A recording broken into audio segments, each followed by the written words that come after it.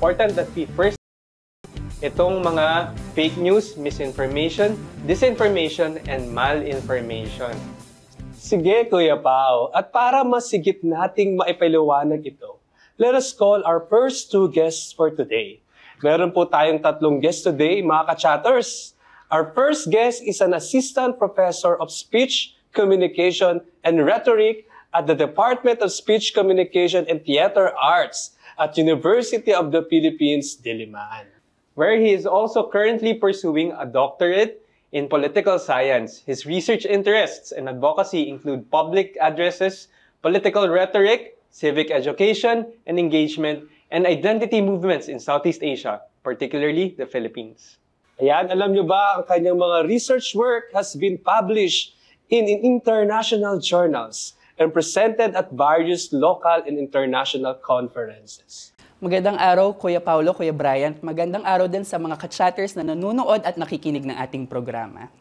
Our second guest has diverse professional experience that covers market trading, investment banking, portfolio management, training and development, property management, and construction.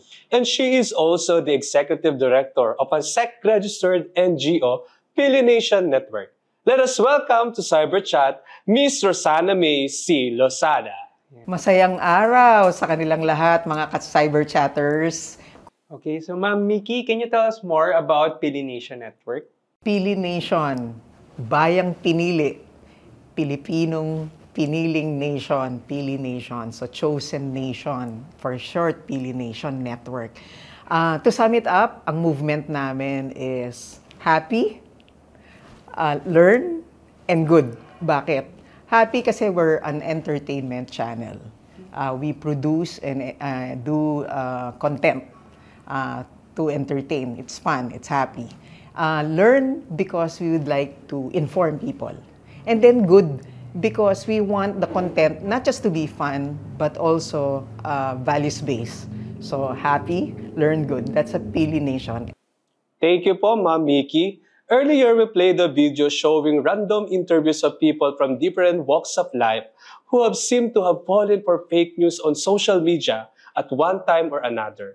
According to Dr. Clarissa David of the UP College of Mass Communication, in one of her Rappler interviews, he talked about fake news as if it is one big bucket of content, that anything we are not in agreement with must be fake news. So for the benefit of our viewers po, Prof. Charles, can you differentiate fake news, misinformation, disinformation, and malinformation? Yes. So, noong 2016, no, tinatawag itong social media elections kasi sobrang sumabog yung impact ng social media noong 2016. So, dito, ang daming lumalabas na fake news tungkol sa mga kandidato. No? So, paano natin pag-iiba-ibahin yung tatlong information, no? Kasi para sa iba, parang ang bigat namang pag-aralan nitong tatlong concepts ng information, no? Pero ang i-underscore natin dito yung idea ng intention, no? Ano yung intention nung nagpakalat ng fake news, no? Pag sinabi nating misinformation, kadalasan wala namang negative or bad intention. Yung parang share ko siya kasi naniniwala ako sa kanya, no? Ito yung sinasabi ni Kuya Paulo kanina na confirmation bias, no? Ibig sabihin, nakita ko siya sa Facebook at mukhang nag-a-agree ako dito, no? Kaya ko siya i-share sa aking mga kaibigan, both online at offline. So kapag misinformation, wala kang negative aspect, wala kang negative intention to misinform others, no? Pag sinabi nating disinformation, dito lumalabas yung intention, no? Intentionality. Pag sinabi natin intentionality, dito yung, kaya ko siya ipapakalat kasi meron akong political motive, no? Meron akong gustong ma-achieve bilang outcome or output, no? It's either to clean the name of my family kasi tatakbo akong eleksyon, no? Or sisiraan ko yung kalaban ko kasi mas mataas siya sa survey sa akin. So when we talk about disinformation, it is the intention of people creating it, no? At medyo pinapasimple ko lang to, pero pag sinabi nating people, hindi lang siya isang tao, hindi lang siya dalawa, tatlo, no? Alam naman natin, mamaya pag-uusapan pa natin, and sadly, no, nagiging disinformation ecology na siya. So, ibig sabihin ng ecology, para na siyang environment, no? It becomes truth for a lot of people.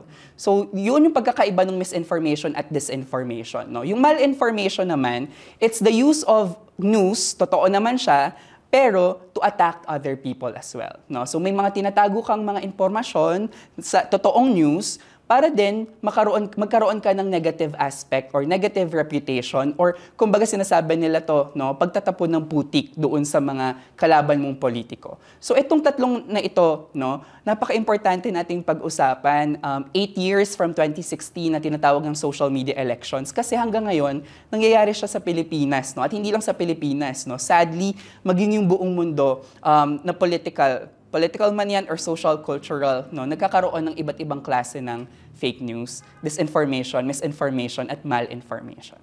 May tendency kasi na parang maging truth na yun na e-encounter natin daily sa ating paghawak lang ng cellphone eh.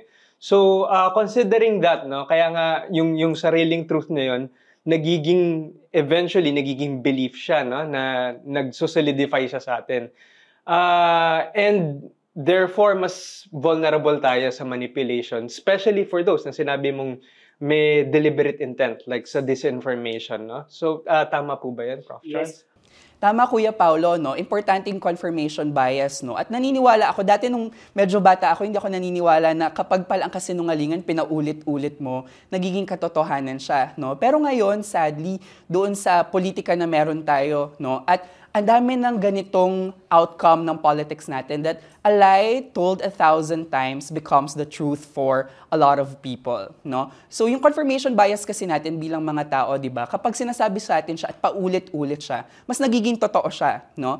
At syempre nandun na rin tayo sa media culture ng Philippines, no? Dati kasi sa TV, no? Kung napapanood mo sila Kabayan, sila Mel Tiangco, 'di ba? Sila talaga yung nagbibigay ng balita sa atin. So kapag napanood mo na siya sa TV, ibig sabihin totoo siya, no? Pero ngayon, ang tinatawag na natin sa mga studies na ganito ay mga screen studies, no? Sa cellphone na tayo ngayon, nagko-consume ng information, no? Lalo na daw yung mga Gen Zs ngayon, no? Pagtatanungin mo sila, kunyari, meron kang information na kailangan, saan ka pupunta, no? Kasi tayo, Google, 'di ba? Pero yung mga kabataan daw ngayon, hindi sila sa Google pupunta, kundi sa TikTok, no?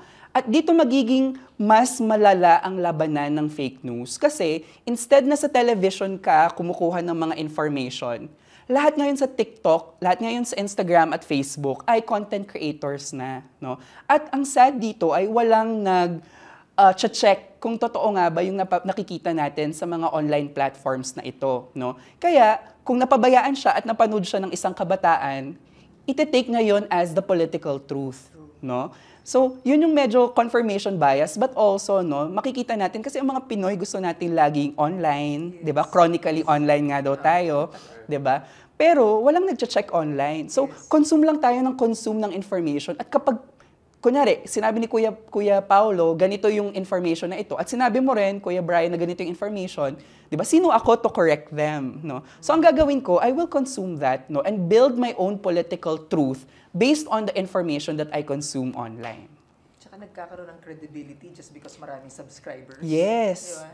Yes, at kita natin yan na, nung mga nakaraang elections, no, pataasan ng likes, pataasan ng comments, no, na kahit na fake news, pero na-enjoy akong panoorin siya, no. Ang importante pa dito sa social media age natin ay yung mga content na 10 seconds lang, 15 seconds lang, no. It doesn't take time to consume information, no. At pasok na pasok ito, no, doon sa mga kabataan na bumubuo pa lang sila ng political reality nila, no. Paano, Prof, yung ang tataas ng mga subscriber base nila, pero wala naman silang authority o kinalaman. Like, they will talk about psychology, pero hindi naman sila, or legal, hindi naman sila sa law. Yes, Yun no. yung, Interesting po ito kasi gumagamit sila ng appeal para sa mga subscribers, no? Yung appeal na ito, inherent ito, na meron dati yung mga politicians at yung mga broadcasters, 'di ba? Kaya yung ibang mga broadcasters, politicians, talagang nagsusuot sila ng maganda, no? Para may appeal sila sa mga tao. Sa TikTok ngayon, hindi na pagandahan ng suot, no? Hindi na pagandahan ng message. Sa TikTok ngayon, kung sino yung pinakamahusay sumayaw, no? Kung sino yung makakapagpasimple ng mga mensahe, no? Na karapatan naman nila yon, no? Kasi democracy naman tayo. So, ibig sabihin kahit sino pwedeng maging content creator sa TikTok, no? Pero ang nakakatakot nga dyan, no? Yung mga tao kasi ngayon, mas mataas yung tiwala nila doon sa mga tao na kamukha nila. no, ay ordinaryong tao lang din siya. So, ibig sabihin, yung information na meron siya ay information na dapat kong paniwalaan kasi ako siya. No? May tinatawag kaming consubstantiation. No? Ibig sabihin, feeling mo isa kayo nung kausap mo. No? Na dati, politiko lang yung may ganon, di ba? Na parang yung mga politiko nakikipagkamay, tapos kung ano po yung naramdaman nyo, naramdaman ko din, di ba? Pero ngayon, yung mga TikTok creators, or kahit hindi TikTok, no? YouTube man yan, Instagram man yan, ganon sila, no? Ang simple-simple nung explanation nila, no? Kahit nga hindi sila doktor, kahit hindi sila lawyer, no? Pero yung trend na ito ay sobrang nakakapagdagdag, no? Doon sa capacity ng fake news na mag-spread palalo. Kayo, Ma'am Mickey, would you like to share some insight on why fake news thrives? Of course, number one, Marites. Lahat ng global naman yan. Lahat mahilig sa chismis. Ang gusto na a-amplify yung hindi totoo, di ba? Pag nagkwekwentuhan, yung wala, yun ang pinagkwekwentuhan without verifying. So, yun yung una. Pangalawa, ang konti ng mga tao na pumupunta sa source. Importante kasi yung source. Sino yung nagsasalita? Anong kredibilidad nung nagsasalita? Anong information na binibigay niya? Anong history niya? So, pangatlo, isa pa sa mga problem kaya nagtatribe yan is kumikita. Kung mas nakakagulat, meron ngang mga leaders, ginagamit nila yung gulat factor, nagmumura, gumagawa ng clickbait yung iba para surprise, shock factor ang tawag nga nila, di ba? Para mag-entertain pero napapasama yung disinformation nga, nagkakalat ng kasinungalingan. So, yun ang mga other factors bakit nagtatry at nagiging viral. Kuya Bri, kanina you touched upon about blind idolatry. Charles, could you give us example of blind idolatry? And curious lang, may dynasty ba ang blind idolatry? At namamana ba ito? Siguro pag-usapan natin yung blind idolatry in relation to fake news, no? Kasi yung sinasabi nating confirmation bias, talagang kakonekta siya ng blind idolatry, no? Kasi tayong mga tao, meron naman talaga tayong mga political attitudes, political behaviors agad-agad, no? So ibig sabihin, kapag yung isang balita, no, ay hindi ka-angkla or hindi ka-align ng ating political beliefs or attitude, ang ginagawa natin, hindi tayo naniniwala, no? Talagang, yan yung tinatawag nating fake news, no? Yung sinasabi natin kanina sabi ni Dr. David, baka akala natin it's just a big content yung fake news na lahat ng ayaw natin fake news yan, no? So dito lumalabas yung blind idolatry because the term fake news is now being connected to all things that you do not believe in and you do not agree with, no? So balikan natin yung blind idolatry at dito rin lumalabas yung dapat maging learned tayo na citizens na hindi lahat ng nakikita natin online papaniwalaan agad natin, no? Because nga of this how fake news proliferates, no? So balikan natin yung blind idolatry kasi doon lalabas pa rin na nandoon yung mensahe na it is now a collective belief among people, no? Pag sinabi kasi nating blind idolatry, ito'y grupo na ng mga tao na naniniwala sa isang personalidad o sa isang political belief kahit na mali siya or kahit na technically, morally, or ethically wrong siya. No? So marami tayong nakikitang ganito in the past few years, no? Nakikita natin na, for instance, maling makipag-away or maling manakit ng ibang tao, no? Or at the worst, maling pumatay, no? Pero may mga tao na naniniwala na some people deserve that over the other, no? Na parang at the end of the day, buhay yan ng tao, 'di ba? So no regard for life. Yes. So nagkakaroon ng blind idolatry na basta kung anong sabihin ng pinapaniwalaan kong politiko, makikinig ako at maniniwala ako, no? At paano pumapasok yung fake news dito? Dito pumapasok, for instance, yung sinasabi nating populist or populism, no? Pag sinabi nating populist or populism, ito yung ginagamit ng mga politiko para malaman natin na tayo ay ang mga api at meron tayong kalabang mas malakas, no? Dito lumalabas yung blind idolatry kasi kahit hindi ka naman api, nararamdaman mo, ay sabi kasi nung politikong pinapaniwalaan ko, api ako, no? Kaya ibig sabihin, kalaban ko sila. Biktima, no? Biktima ako, no? Kahit na sa totoo, kayo yung powerful kasi kayo yung, kunyari, may hawak ng administration or kayo yung may hawak ng power, 'di ba? Papasok yung blind idolatry dito kasi yung fake news, ito yung paano ba natin mapapanatili yung mga naniniwala sa atin, no? Parang sila mapapanatili na blind doon sa kanilang paniniwala sa atin. Dito pumapasok yung fake news kasi mas pinapatibay nila yung confirmation bias ng mga naniniwala, no? Na for instance, biktima pala ako. Bakit ako biktima? Kasi mas marami yung may ayaw kesa doon sa may gusto, doon sa pinapaniwalaan ko, no? So yung blind idolatry, it's only a concept, but it is supported by fake news, no? So, kumbaga, hindi tayo magiging blind kung walang fake news na nandito, no? Pero, isang aspeto pa nun, pag tinignan pa natin, no? Dapat hindi tayo talaga bulag sa katotohanan, no? And it takes, nowadays, no, a lot of, self-reflection, no? Na parang, totoo ba tong pinapaniwalaan ko, politically, socially, culturally as well, no? Sabi ko nga, it's now an ecology. No? Sobrang hirap alisin yung tao doon sa pinapaniwalaan niya, no? There was a time, especially when we're talking about TV as a medium, no, na very simple yung disseminate ng information.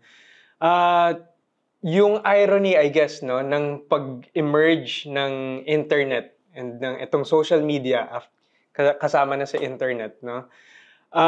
Is yung fact na instead of us increasing yung understanding natin sa ibang tao, ang nangyayari is na pupunta tayo doon sa mga of like-minded individuals because of the algorithm present in social media, no? And I guess connecting it with yung fake news, tsaka yung confirmation bias, it reinforces, especially if there's a daily reinforcement of that bias, not just of those who design yung the network disinformation, but those sharers of misinformation na hindi naman talaga, alam mo, parang hindi lang sila aware, no?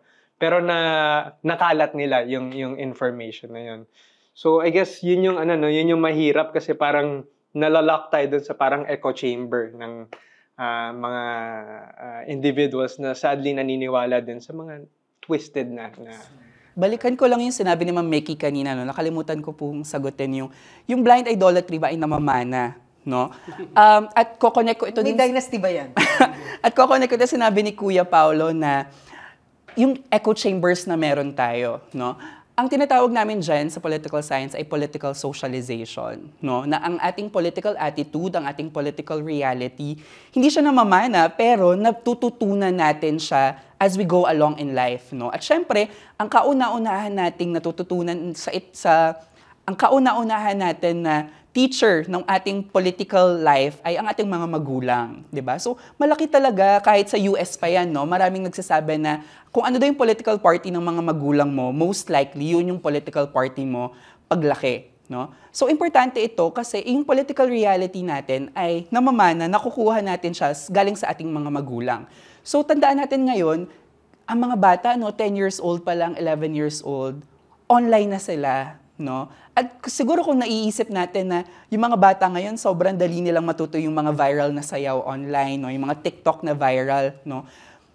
Let's also connect that to paano kapag naman natutunan nila yung political information. It's the same thing, no? Madali silang matuto, dinadala nila ito, at dun sila pumapasok ngayon sa mga echo chambers, no? Kasi it's human reality na ayaw natin kapag masyadong magkaiba tayo kasama ng mga friends natin, no? So, pumupunta tayo sa mga grupo na most likely magkakapareho tayo, no? So, nako-confirm na tama pala ako kasi lahat tayo pare-pareho. Pero yung pala, nasa echo chamber lang tayo, no? Na pare-pareho tayo kasi pinili kong sumama sa inyo, 'di ba? Yun nga ang quoting ni Maria Ressa, when you want to reap the heart of democracy, you go after the facts. Pag-usapan natin ngayon kung paano ang disinformation can deprive nations like the Philippines of its democracy. Pero bago yan, let us pause for a break.